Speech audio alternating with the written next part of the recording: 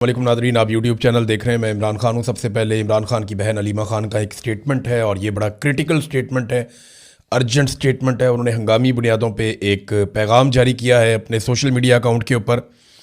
उन्होंने कहा it is critical and urgent that Imran Khan B examined and treated at a proper medical facility. Imran Khan साहब को फौरी तौर पर जो है वो एक बेहतर मेडिकल फैसिलिटी के अंदर उनका ट्रीटमेंट किया जाए, उनको वहाँ पर एग्ज़ामिन किया जाए। और हमने रिकमेंडेशन दी है चीफ़ जस्टिस ऑफ पाकिस्तान को कि उन्हें अल-शिफा अस्पताल में जो है वो ले जाया जाए इस्लामाबाद में, और वहाँ जो स्पेशलिस्ट डॉक्टर हैं वो उनको चेक करें। ये एक्चुअली अंग्रेज़ी में मैं आपको ट्रांसलेट करके बता रहा हूँ। और साथ उन्होंने कहा कि वहाँ पे जो सुपरविज़न है वो होनी चाहिए उनके अपने ज़ाती जो फिजिशंस हैं, और उस वक्त उनकी फैमिली की प्रेजेंस भी वहाँ पे होनी चाहिए। ये मुतालबा उन्होंने एक मरतबा फिर दोहराया। उन्होंने कहा ये लेकिन बड़ी बदकिस्मती है कि चीफ़ जस्टिस याह्या अफरीदी ने जो डॉक्टर्स ने वहाँ पे अडयाला में जाकर एक विज़िट किया उसके ऊपर उन्होंने इत्मीनान का इजहार कर दिया, और जबकि फैमिली और जो डॉक्टर्स हैं उनके अपने हमारी डिमांड्स के हवाले से कुछ नहीं किया गया। और ये क्या छुपा रहे हैं, ये सवाल भी उन्होंने उठाया। और ये बहुत एक्स्ट्रा ऑर्डनरी ये एफ़र्ट्स की जा रही हैं हुकूमत की जानिब से, एस्टेब्लिशमेंट की जानिब से, कि इमरान खान साहब को रोका जाए कि उनका प्रॉपर एग्ज़ामिन हो और उनके टेस्ट हों और ये पता चले कि उनके साथ क्या हुआ है। और वो डॉक्टर्स जिन पे इमरान खान साहब का एतमाद है और जो उनके अपने फैमिली के डॉक्टर हैं और जो ख़ुद वो उनकी फैमिली है, उनकी मौजूदगी में सारा कुछ हो, लेकिन इसको रोका जा रहा है। इससे बहुत सारे सवालात जन्म ले रहे हैं। फिर उन्होंने ये बताया कि गवर्नमेंट और उनके मिनिस्टर्स ने क्या किया और किस तरीके से इंसिस्ट किया गया फैमिली को। लेकिन इमरान खान साहब के इलाज के हवाले से उन्होंने कहा जी कि कोई प्रॉपर केयर नहीं की जा रही, और इमरान खान साहब की सेफ्टी के हवाले से हमें कंसर्न्स हैं। और काफ़ी डिटेल के अंदर उन्होंने ये लिखा। फिर जो पिम्स के डॉक्टर्स गए, जो अल-शिफा के डॉक्टर्स गए, उसके बारे में लिखा। फिर ये भी बताया कि वज़रा जो है वो गुमराह कन प्रोपेगेंडा कर रहे हैं कि फैमिली ने इमरान खान साहब के इलाज को रुकवाया या ताख़ीर की। ऐसा कुछ नहीं है, बल्कि हमारे साथ धोखा किया गया। और एक रिपोर्ट और जमा करवा दी गई।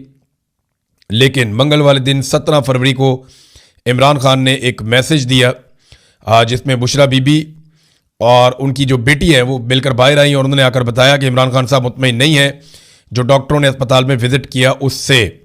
और इमरान खान साहब ने फिर से डिमांड भी की है कि डॉक्टर आसिम और डॉक्टर फैसल को उनकी मौजूदगी में मेरा इलाज करवाया जाए, उनसे मेरा चेकअप करवाया जाए।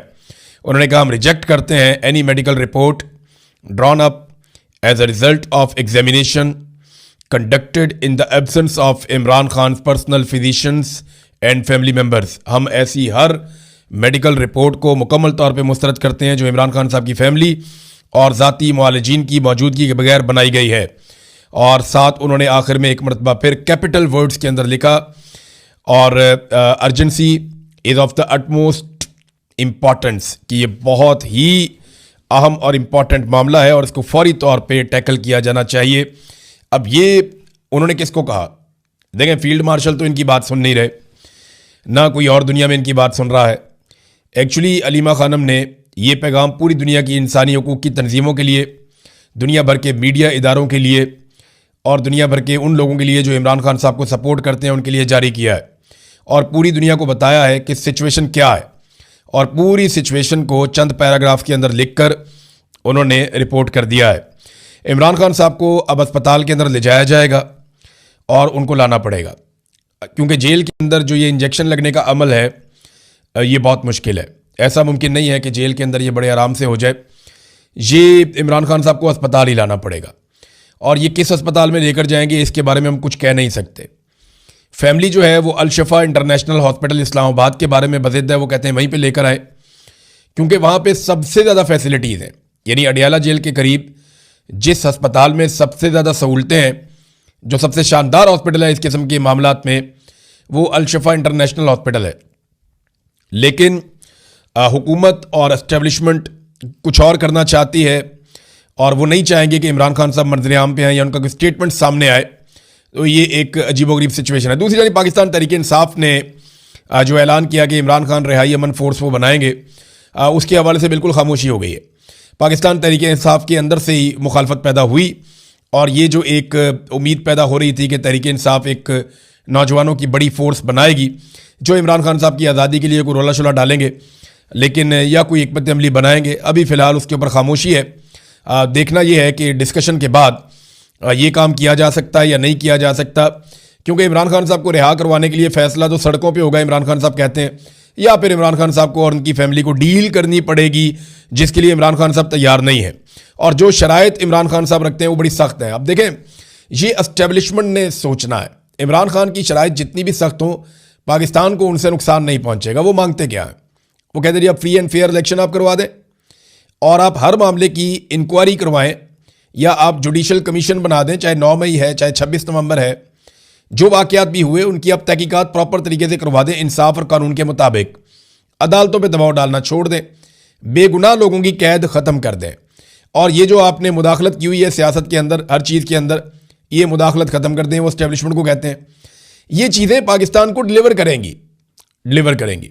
लेकिन मुझे नहीं लगता कि इनका ऐसा कोई इरादा है एस्टेब्लिशमेंट का। जिस तरीके से पाकिस्तान में लग्जरी तैयारे आ रहे हैं, इन तैयारों के बारे में मैं चंद चीज़ें आपको बता दूं। एक तो ये बहुत तेज़ तैयारे हैं, ये बड़े लंबे ट्रैवल कर सकते हैं, यानी ये तैयारे तो छोटे हैं लेकिन ये बड़ा लंबा सफ़र कर सकते हैं। बाद तैयारे ऐसे होते हैं उनको बार बार फ्यूलिंग की ज़रूरत पड़ती है। ये उन मामलात से आगे के तैयारे हैं, इनकी रफ्तार भी अच्छी है, ये लग्जरी भी बहुत है, इनका सफ़र भी बहुत महफूज है।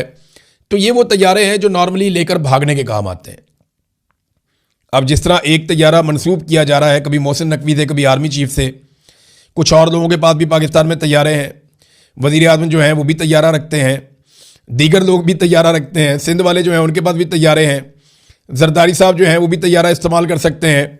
इसी तरह पंजाब में मरीम नवाज़ ने भी तैयारा हासिल कर लिया है। फैमिली के 10, 12, 15, 17 लोगों को लेकर निकलना उनके लिए भी कोई मसला नहीं होगा। ऐसा लगता है कि भागने की तैयारियां हैं, जिस तरह तैयारे ये इकट्ठे कर रहे हैं।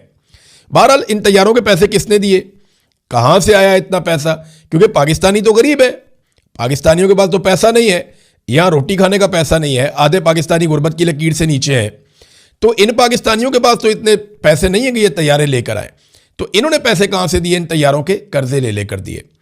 हालात ये हैं कि पंजाब, जहाँ पे मरीम नवाज की हुकूमत है, यहाँ पे इस वक्त कर्जे पहुँच चुके हैं 1700 अरब रुपए से जायद।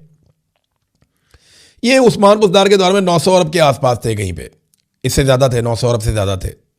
ये बैरूनी कर्ज़ों की मैं बात कर रहा हूँ। और अब जो है वो बैरूनी कर्ज़े पहुँच चुके हैं लगभग 1700 अरब तक, यानी 1705 अरब तक पहुँच गए। 1705 अरब तक ये पहुँच गए। इसमें एशियाई तरक्याती बैंक के 20% हैं, चाइना से भी कोई 18-20% हैं, और 58% कर्जा जो है वो वर्ल्ड बैंक से लिया गया है। तो मरीम नवाज ने टका के कर्जे लिए हैं और पंजाब को कर्जों में डबो दिया उन्होंने। 2036 तक पाकिस्तानी ये कर्जे ही उतारते रहेंगे। कोई भी हुकूमत आएगी, अगले 10 साल उन्होंने कर्जे ही उतारने हैं, और अपने लिए जहाज़ भी ले लिया। इन कर्जों से इन्होंने सैलाब मुतासरीन के घर नहीं बनाए, इन कर्जों से इन्होंने गटरों के ढक्कन नहीं लगाए, इन कर्जों से इन्होंने गरीब आदमी को एजुकेशन नहीं दी, हेल्थ नहीं दी, बल्कि वो जो हेल्थ कार्ड था वो भी उनसे वापस ले लिया। इन कर्ज